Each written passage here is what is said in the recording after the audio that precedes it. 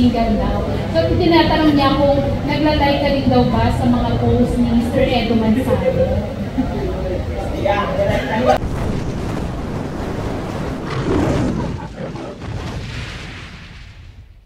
Kasi na-open mo na rin naman na you're single daw.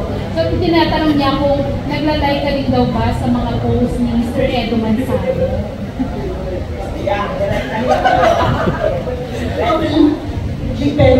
Depende sa post.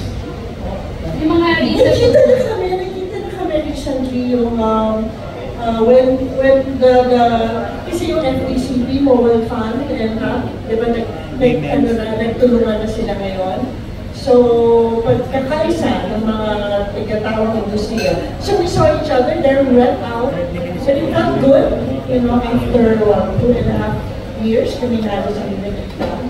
And we still message, a birthday niya, on September 13. So, he said, no, I greeted him.